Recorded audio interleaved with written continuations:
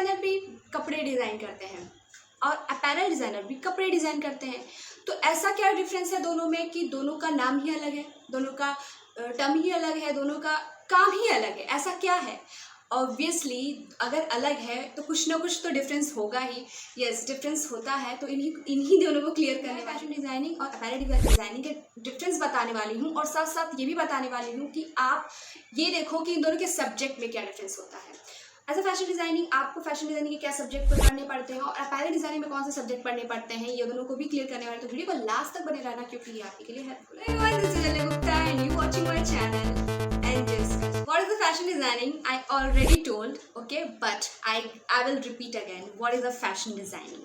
Fashion designing is something which help us to create a new trend for the market. Fashion designing something art of the designing clothing, and fashion designing is basically design of fashion. मैंने 3 point से clear किया है कि what is the fashion designing. Fashion designing वही है जो आप trend के हिसाब से डिज़ाइनिंग क्रिएट करते हैं as a fashion designer.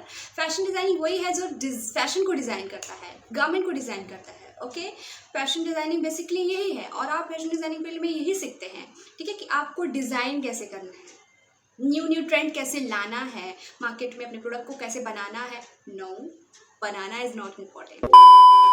In the simple way, fashion designers only sketch a new design. It is not necessary to construct that. It is the part you have to know about the design process, construction, pattern making, but end of the day, you only focus on your design. Let's talk about the apparel designing. Apparel designing is something how to create a design first and how to create a design after, as well as how to construct that design. You need to about the construction of the designing process. Basically, you need to understand a construction, pattern making, fine construction, fine quality of pattern making. The second difference is between fashion designer is very creative and apparel designer is very technical. So let's move on the next difference. Fashion designer only designing. ठीक है, मैंने पहले ही बोल दिया कि fashion designer designing करते हैं, वो बेसिकली उनका कमांड इलस्ट्रेटर पे होता है, इलस्ट्रेशन में होता है, उनका कमांड कैड में होता है, उनका कमांड थीम को कैसे बनाना है, उनका खुद का लाइन कैसे बनाना है, इन सबों पे होता है। उनको कलर का, मीडियम का, फैब्रिक का, इस टाइप की चीज़ें उनको आना चाहिए, उनको नॉलेज होना चाहिए हर एक चीज़ का, स्केचिंग का। And as a apparel designer, जो बड़े बड़े कंपनीज होते हैं, फैशन हाउस होते हैं, फैशन हब होते हैं, वहाँ पे क्या होता है कि वो लोग चाहते हैं कि वो अपैरल डिज़ाइनर्स को हायर करें, कंस्ट्रक्शन के मामले में बहुत बढ़िया हो। और कंस्ट्रक्शन का मतलब ये नहीं है कि उनको वहाँ पे कंस्ट्रक्शन कराया जाएगा। अगर वो हायर करेंगे, उनका एक स्पेसिफिक काम होगा, ठीक है, किसी को जिप बनाना है, किसी को सरफेस ऑर्नामेंटेशन करना है, या किसी को स्टिचिंग कंस्ट्रक्शन जैसे लोगों के बीच में उनको मैनेज करना है। ऐसे कुछ जॉब्स मिलते हैं अपैरल डिज़ाइनर्स के। और सबसे बड़ी बात तो ये है कि अपैरल डिज़ाइनर्स की कैटेगरी होते हैं। जैसे कि हमारे फैशन डिज़ाइनिंग में अगर मैं बात करूँ, अगर आप शॉप पे जाते हो तो आप देखते होगे कि वहाँ पे बहुत सारी कैटेगरी होती है। किड्स वेयर होती है, मेंस वेयर होती है, एंड मेंस वेयर के भी स्पोर्ट्स वेयर होती है, फीमेल में एथनिक वेयर होती है, एंड बहुत सारी कैटेगरी होती है, वेस्टर्न वेयर भी होती है। तो ये सारी जो कैटेगरी होती है, इसकी स्पेसिफिक लाइन है, एक रेंज है। तो उनके अंदर जो काम करते हैं, जो ड्रेसेस को पास आउट करते हैं, बेसिकली उनके अंदर जो मैनेजमेंट होता है वो अपैरल डिज़ाइनर्स का होता है, ठीक है। As a assistant, as a manager, as a designer, जो भी आप कह लो, उस बेसिस पे आपको जॉब मिलता है। अब बड़े बड़े फैशन हाउसेज में ही होता है। अगर डिज़ाइनर के अंडर भी काम कर रहे हो तो वो आपको अपना डिज़ाइन बनाने को नहीं बोलेंगे कि आप अपने डिज़ाइन को प्रेजेंट करो। बड़े बड़े हाउस में, जैसे कि फॉर एग्जांपल पूमा, नाइकी, ये जो हाउस है, वहाँ पे अगर कोई काम करता है उनके हाउस में, तो अगर उस ब्रांड के अंदर कोई काम कर रहा है तो वो लोग हायर करते हैं as a fashion designer. No, उनके अंदर जो भी काम करता है उनको एज अ अपैरल डिज़ाइनर के नाम से जाना जाता है। वो बेसिकली वो अपैरल डिज़ाइनर को ही अप्रोच करते हैं, हायर करते हैं, क्योंकि उनको अपनी लाइन कलेक्शन में अपनी रेंज को इंक्रीज़ करना है डिज़ाइनर के थ्रू। क्योंकि उनके पास नए नए आइडियाज़ होते हैं, और उनके आइडियाज़ अलग अलग लोगों के अलग अलग आइडियाज़ होते हैं, जिससे कि इनके ब्रांड को और ज़्यादा हेल्प होता है आगे बढ़ने में। तो इस टाइप के डिज़ाइनर्स के जॉब होते हैं। अब बात करते हैं कि हम कैसे as a fashion designer apparel designer कैसे बन सकते हैं और उसके क्या सब्जेक्ट होते हैं, जबकि मैंने बताया कि मैं भी क्लियर करने वाली हूँ। तो या अब मैं बताती हूँ कि इन दोनों के सब्जेक्ट क्या हैं और क्या डिफरेंस है। अगर आप अपैरल डिज़ाइनिंग करें तो उसमें क्या पढ़ेंगे, और अगर फैशन डिज़ाइनिंग कर रहे हैं उसकी मैंने वीडियो बनाई है, आप देख लेना कि फैशन डिज़ाइनिंग के क्या क्या सब्जेक्ट होते हैं, बहुत सारे वीडियोज़ इस पर। तो मैं अपैरल डिज़ाइनिंग के सब्जेक्ट के बारे में बात करने वाली हूँ। Apparel designing involve so much. तो मैंने यहाँ पे नोट डाउन किया है, तो मैं उस हिसाब से आपको बता दूँ कि क्या क्या आप पढ़ते हैं अगर आप पैरल डिज़ाइनिंग करना चाहते हैं। तो सबसे पहले आपको हिस्ट्री ऑफ कॉस्ट्यूम आपको पढ़ाया जाएगा, उसके अंदर उस कोर्स में होगा। एंड आप साइंस आर्ट भी पढ़ेंगे डिज़ाइनिंग प्रोसेस के according.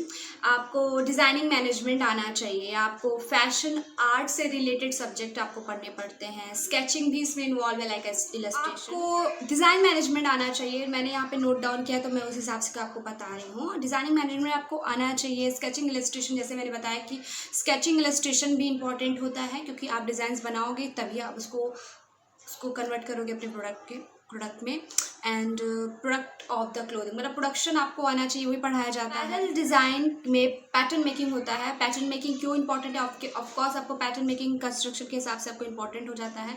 Different kind of knitting, अब डिफरेंट काइंड ऑफ नीटिंग क्या होता है, जब जैसे कि नीटिंग होता है, बहुत सारे तरीके का नीटिंग होता है, वो आपको पढ़ाया जाएगा। नीटिंग का प्रोसेस होता है वो टेक्सटाइल से रिलेटेड होता है, ठीक है, वो साइंस में अकॉर्डिंग होता है। साइंस जैसे कि बीएससी में टेक्सटाइल अगर कोई करता है, बीएससी में भी नीटिंग पढ़ाया जाता है, और अगर टेक्सटाइल भी आप पढ़ते हैं तो भी नीटिंग का प्रोसेस होता है। तो अपैरल डिज़ाइनर्स को भी नीटिंग आना चाहिए। And the second is customization, computerized aided designing आपको आना चाहिए। कंप्यूटराइज एडिट नीटिंग, मतलब कंप्यूटराइज भी आना चाहिए और ऐसे भी आपको आना चाहिए, दोनों तरीके से। ट्रेंड एंड फॉरकास्टिंग का भी नॉलेज होना चाहिए, तो वही आपको पढ़ाया जाता है अपैरल डिज़ाइनिंग में, ठीक है।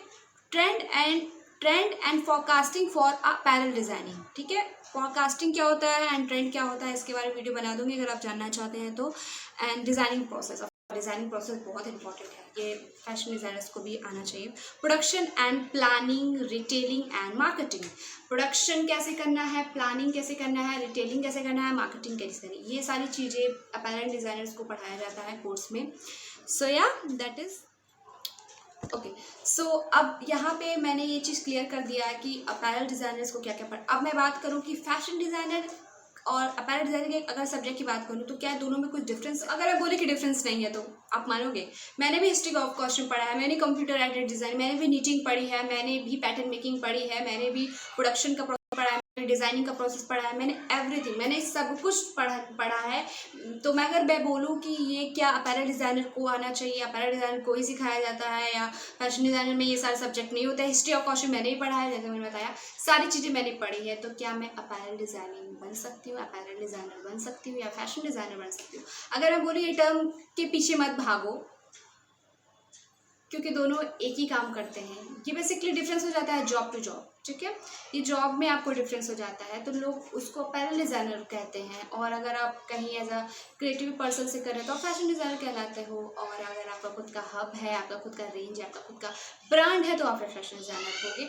ज़्यादा डिफरेंस नहीं है, सब्जेक्ट वही पढ़ाया जाता है जो एक फैशन डिज़ाइनर को पढ़ाया जाता है। अगर आप मार्केट में जाओगे या किसी इंस्टीट्यूट और कॉलेज में जाओगे, क्या आप बोलोगे कि मुझे अपैरल डिज़ाइनिंग का कोर्स करना है, तो सेम ही है, ओके।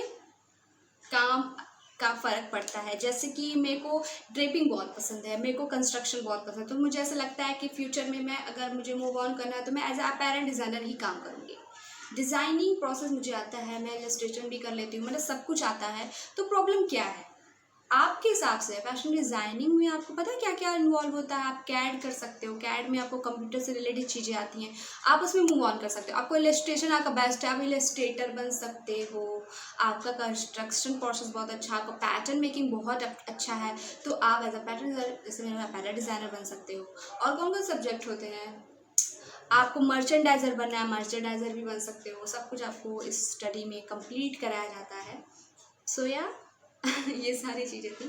एंड कोई भी क्वेश्चन होगा तो पूछ लेना, क्योंकि मैंने इसको क्लियर कर दिया है। अगर आपको कुछ इससे रिलेटेड और कुछ एक्स्ट्रा जानना है तो क्वेश्चन कर लेना, कमेंट में पूछ लो, इंस्टाग्राम पे फॉलो कर लो, बाकी आपकी मर्जी। And thank you so much. अगर आपको मेरी वीडियो अच्छी लगी होगी तो थैंक्स हो, देखा हो उसके लिए थैंक यू सो मच। और सब्सक्राइब किए बिना बिल्कुल मत जाना, क्योंकि आपने मेरी वीडियो पूरी देखी है। सब्सक्राइब कर दो, क्योंकि मैं इससे बहुत ही अच्छी नॉलेज लाने वाली हूँ, इंटरेस्टिंग नॉलेज। ओके, सो बाय बाय, टेक केयर।